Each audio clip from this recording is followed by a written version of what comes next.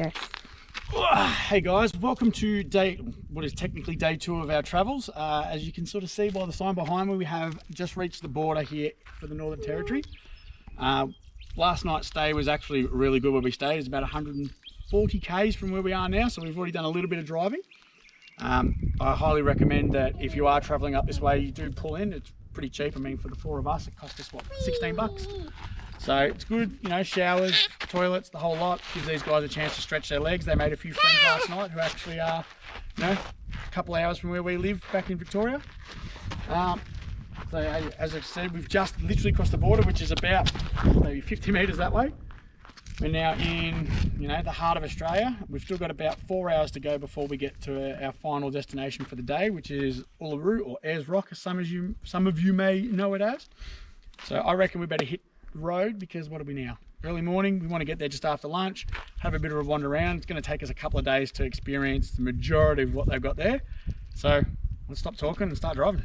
Just before we take off, this here tells us about a almost 2,200 kilometre four-wheel driving track, which starts off, where are we?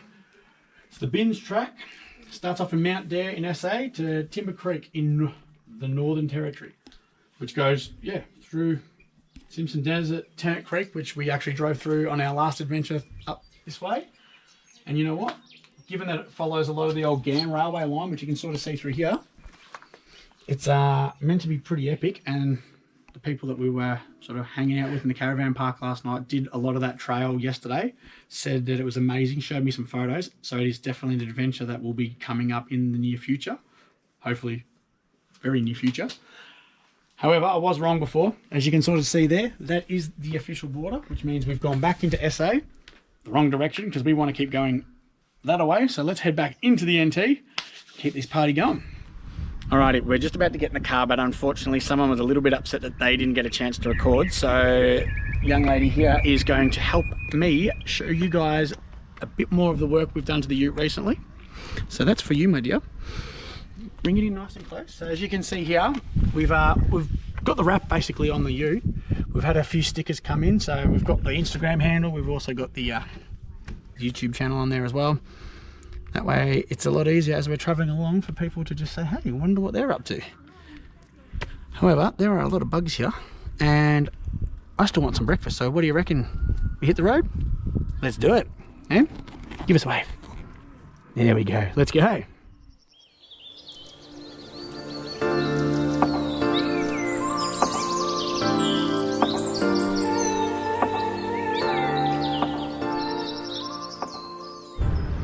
Right, so it's all about 20 minutes since we took off from the border, and we're at Kulgira pub, which has some interesting bits and pieces. If you sort of look over here, very unique artwork, to say the least. Didn't quite get a good view of it last time because it was pitch black when we turned up. So if a bit further over, you can actually see this board that's got some information about what's around the area. Now again, on that track that we want to do, that big 4-wheel drive track, big roadhouse. Well, there you go, the Onondaga track. That's the track we want to do. Apparently it's awesome.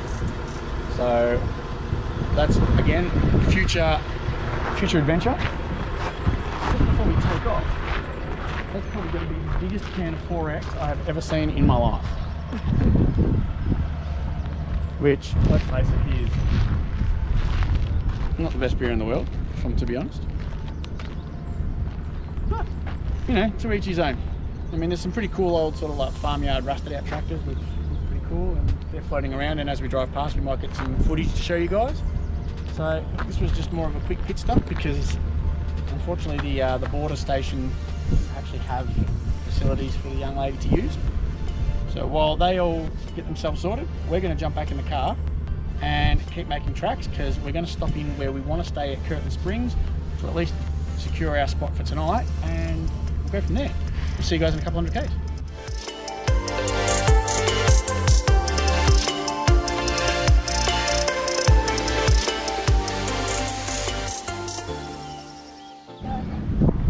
Alrighty, so we've stopped off here at Uluru Roadhouse. We've actually turned off the Stewart Highway, now heading down towards Uluru, and a bit of a pit stop to make sure that we've still got fuel.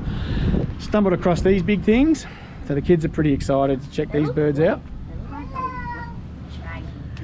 Yeah, they're a bit, you know, more wild than most birds. So we're going to have a bit of a rest here for a few minutes, get out of the car, and in hopefully not very much time we're back on the road, because I'm super excited to see Uluru and everything else that we're going to be seeing today and tomorrow. So let's keep trekking, eh?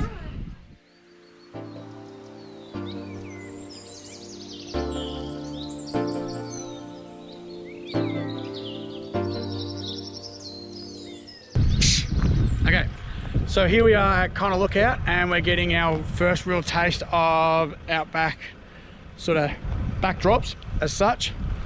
You sort of take a look around here. We really are starting to get the full view of what we came to see. It really is pretty amazing to see. So being that we're that close to Uluru, we're going to keep traveling along. We're going to make a quick pit stop to make sure we can secure ourselves a campsite for tonight.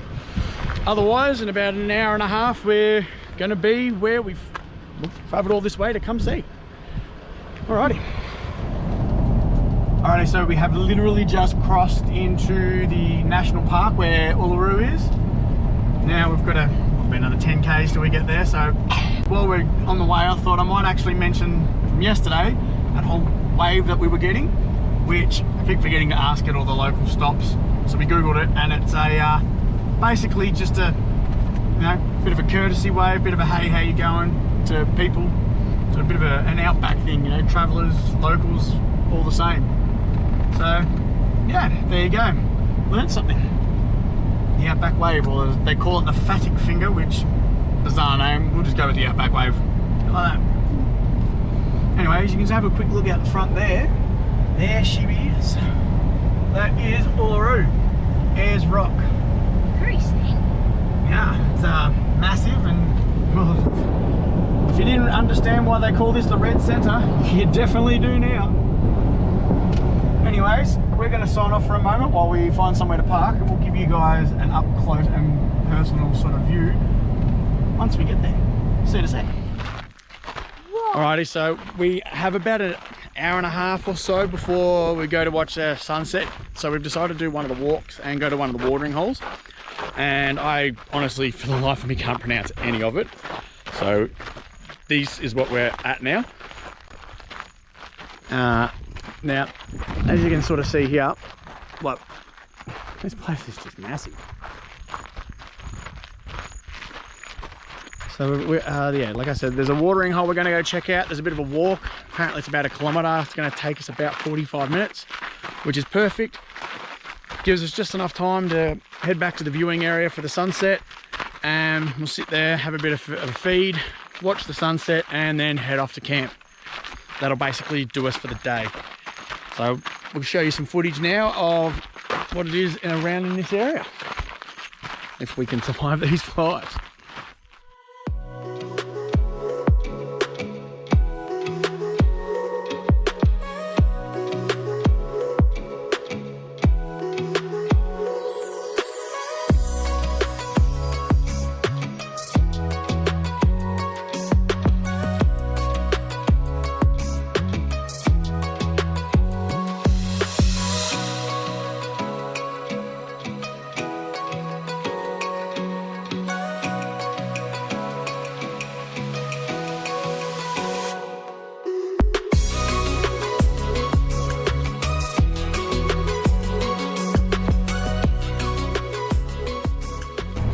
Alright, so here we are pulling into the sunset car parking area, so we get the view of the sunset, and as you're about to see, there is a stack of people here, and given that, you know, we've been on lockdown for so long and a lot of people haven't been able to travel, well, just take a look, and we're not even going to go all the way because we're going to try and get our spot to check out the colours changing on the rock, but I mean, just look at all the vehicles.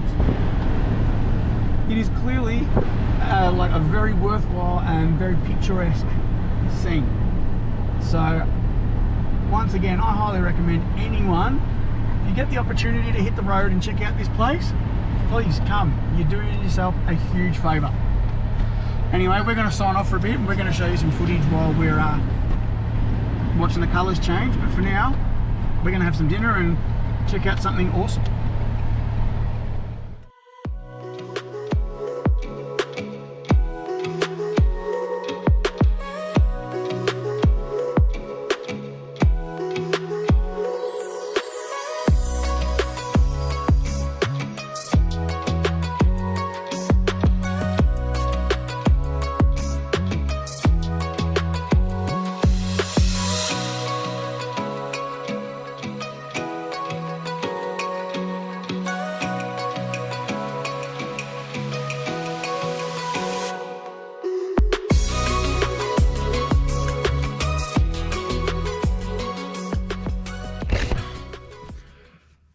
Alrighty, so you've just seen the footage of the rock changing colour throughout the sunset, and as you can see, it's pretty spectacular.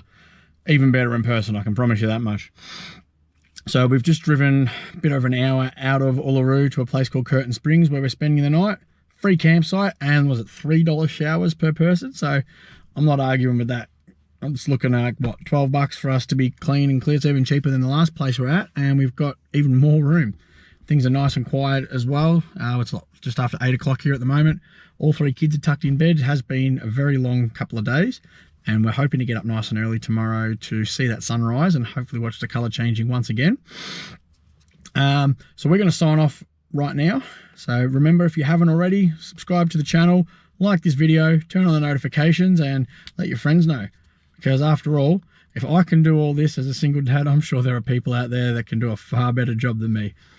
But until then, we'll be back tomorrow with even more of our adventure. Hopefully, like I said, more of Uluru, and potentially stopping in at a place from our friends from last night, where they told us to go, which is King Springs. Anyway, we'll get the name right by tomorrow. I swear I'll get this. But for now, I'm going to hit the sack, and hopefully we'll see you guys again tomorrow. Look after yourselves. See ya.